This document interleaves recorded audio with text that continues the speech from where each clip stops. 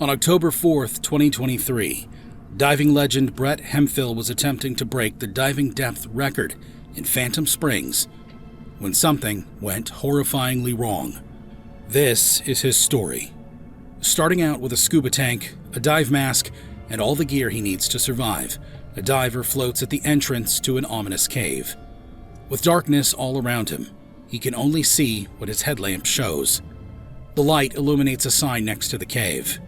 It shows a menacing Grim Reaper with a warning stating, "There's nothing in this cave worth dying for."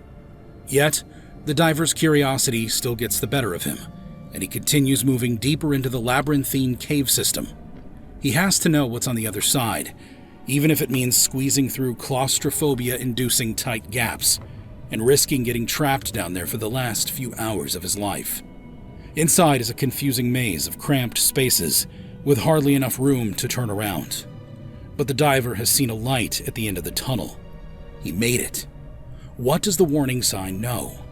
He excitedly moves forward, but the gap suddenly tapers, pinning him between the confined walls of the cave. As much as he tries to squeeze forward, he can't go anywhere. The way back is no longer an option, and the way forward doesn't seem like a possibility either. Panic starts to set in, and the walls begin to close around him, squeezing him, as though the gods of the ocean have been angered by his trespass. Is this how he's going to die? Struggling to get free, 200 feet deep underground, without a soul in sight. He thrashes violently, but remembers what a cave diving instructor told him. The more you panic, the more oxygen you use, the more likely you are to die. He calms down and takes a deep breath of compressed air, specially formulated from nitrogen, oxygen, and other trace gases. The tension and fear hardening his body settles. Suddenly, his scuba tank shifts, and the diver lunges forward. With a bubble of relief, he paddles to the exit of the cave ahead. He got free. This time. Will he be so lucky next time? This is the insane world of cave diving. There's nothing down there, yet deep cave divers have a lust to explore where no man has gone before, risking their lives just to document where these systems lead. This was cave diver Brett Bartley Hemphill's passion, and, as you will find out, would lead to his tragic end. In his time alive, Brett broke diving records and even pioneered a new side-mount diving system. On top of this, he wanted to show the world the beauty and life beneath our feet that need to be preserved. Keep watching as we unveil the tragic last moments of Brett's life. Brett was born in 1967 in Cocoa Beach, Florida. Before the age of 12, Brett had moved 5 times, including once to Japan. Being presented with new environments early on gave Brett a desire to explore and discover the natural world around him. His never-ending curiosity took him to places that few others had been. As a child, he would climb every mountain he could, find the source of every river, and never stop exploring the world around him. There just wasn't enough to satisfy his burning curiosity. Of course, he was exploring on foot in his early years, but a trip into a cave system when he was 14 opened his mind to the world beneath our feet. It was a youth-dry cave excursion, and Brett was immediately fascinated by the intricate cave system before him. Something happened on this trip that changed the course of Brett's life forever. While the other members of the excursion slept, Brett and 2 counselors went exploring deeper into the cave system. They discovered a section that had never been found before. As you can imagine, this discovery stayed with Brett. The thrill of being the first person to step foot in a new environment was like none other for the adventure seeker. In a DiveSoft interview in 2021, Brett stated, "I always loved exploring. I was never a kid that was content to watch TV. If I was riding a bike, I was jumping the creek. You know, anything." Before moving back to Florida, Brett spent several years in Michigan, where he graduated from Howell High School in 1986. Brett was passionately obsessed with discovering new underwater mazes. He knew the best way to do this was by earning his scuba diving certificate, as it would unlock untold cave exploration. This was the start of his journey to becoming an expert cave diver.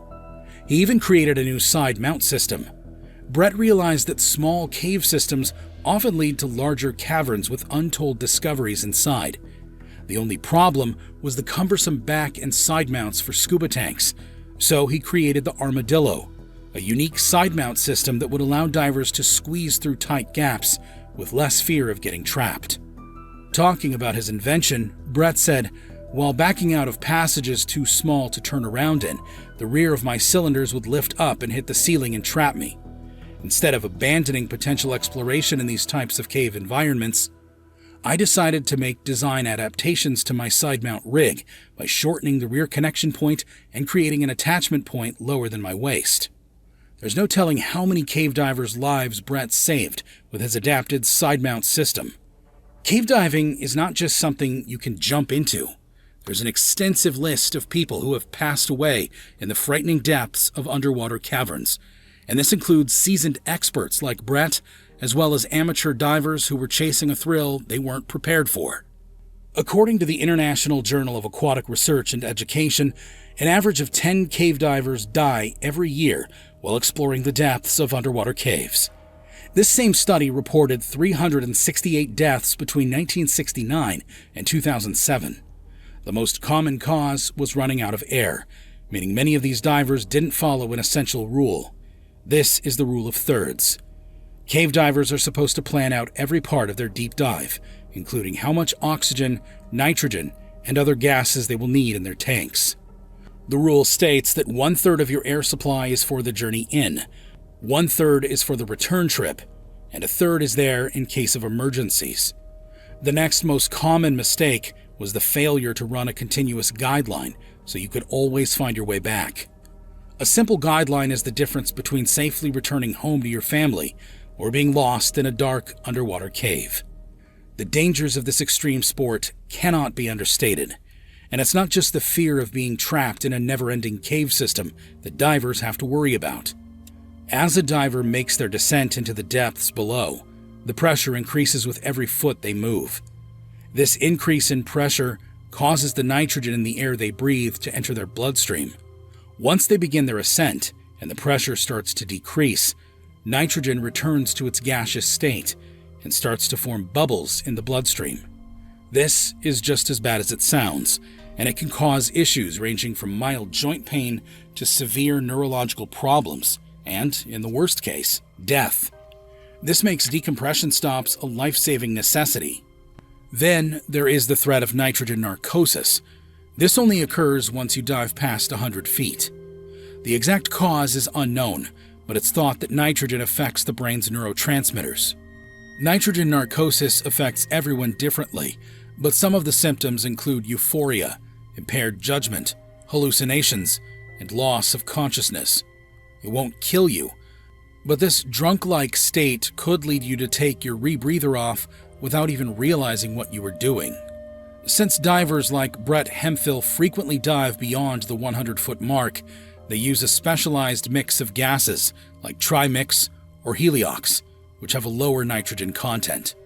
Then, once a diver starts to descend even deeper, the chances of suffering from high-pressure nervous syndrome start to increase.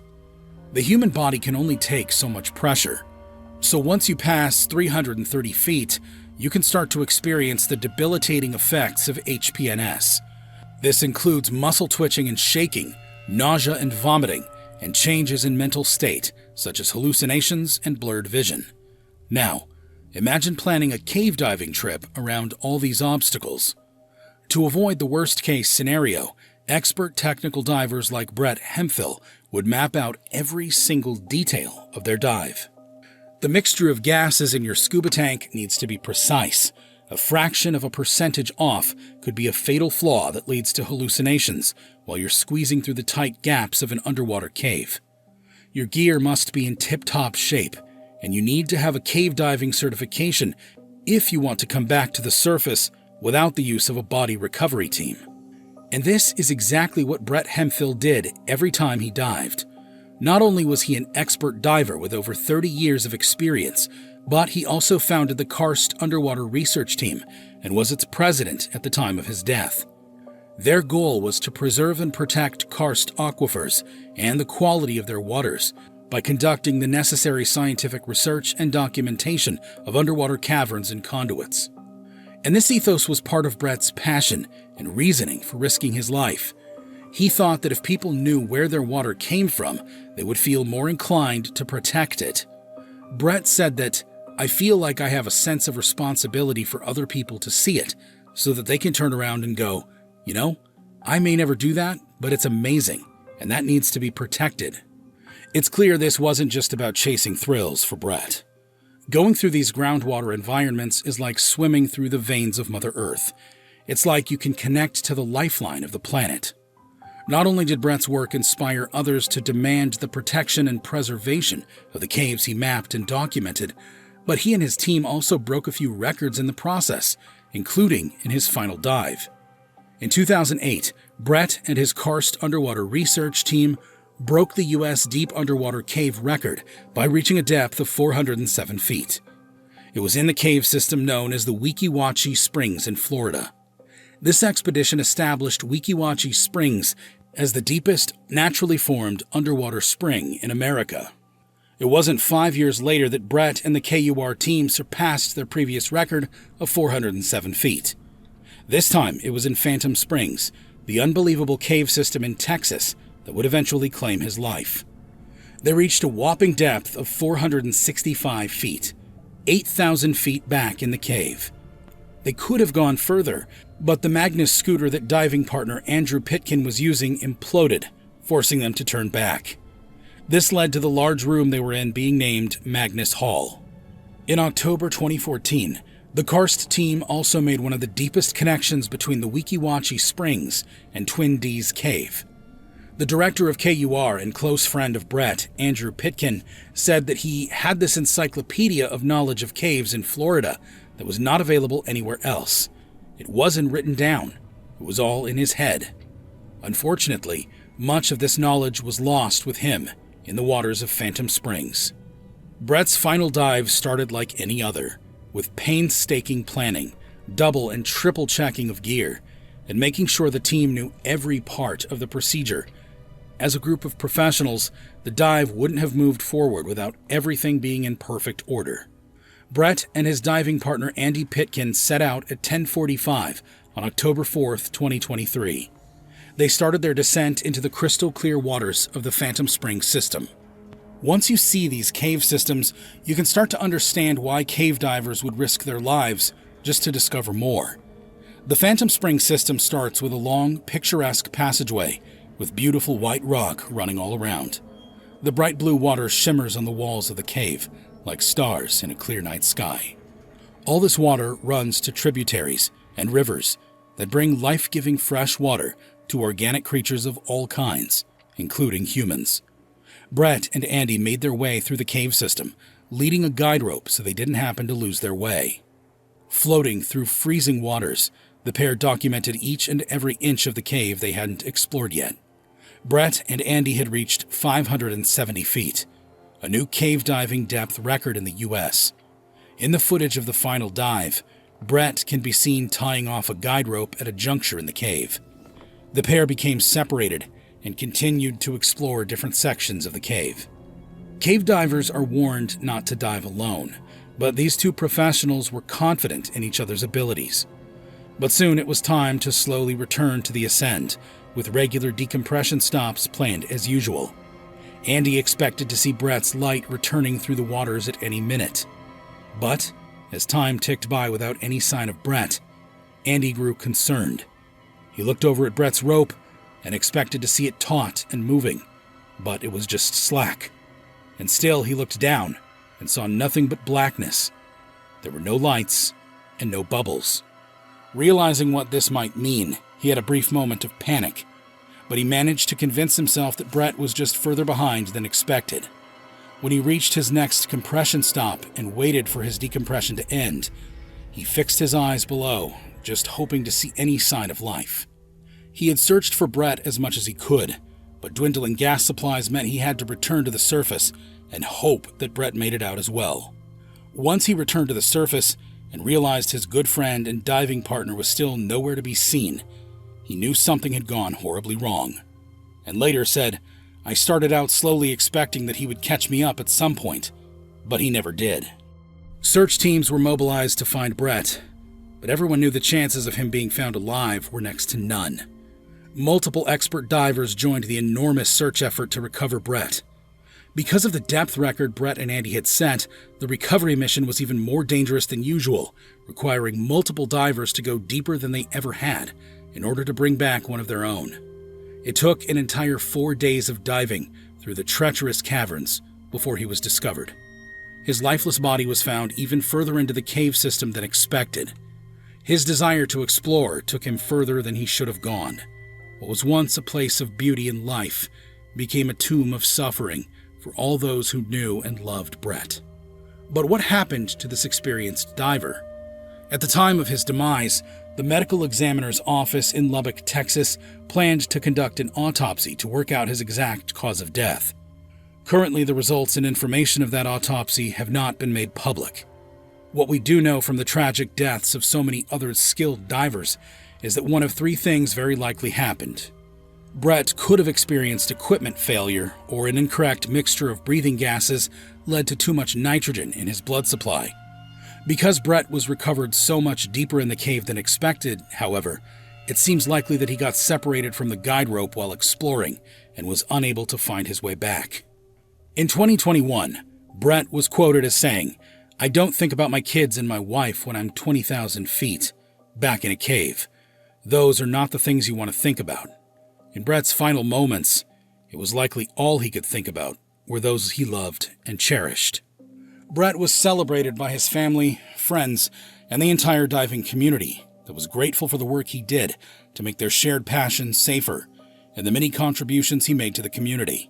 In a cruel twist of fate, given the circumstances, when Brett left the water on that fateful day, he did so as the new U.S. underwater diving record holder, breaking the last record by more than 100 feet. Brett Hemphill passed away at the age of 56. There are likely few other places he would like to be at the time of his death, but this doesn't make his passing any less tragic. While there are dangers involved with cave diving, when you have everything planned out, like Brett and his team, the chances of something going wrong are quite slim. His unexpected death shook his family and the diving community to the core. Beyond his determination to educate the world about the beautiful, life-sustaining cave systems, Brett was known as a friend and entertainer to all. He enjoyed sharing his love for music with everyone around him, and he often played in cover bands for local shows and charity events. He wasn't just loved for his exploratory efforts. Everyone knew him for his genuine compassion and humanity. If he wasn't deep underground exploring caves, he could be found high above the ground in the Tampa Bay area, cleaning building windows as part of his day job. Brett Bartley Hemphill will always be remembered as a person with compassion, empathy, and a desire to help change the world for the better. He left a huge impact on the dive community, as well as the researchers, scientists, and documentary makers that worked with him. Garrett Hemphill, one of Brett's sons, said, "He's not a story of how dangerous things are. The credit to his name should show how much there is. I don't want people to use this as an excuse to stop. It should be a reason to keep going." Thank you so much for watching. Tell me what you think in the comments, and I'll see you in the next one.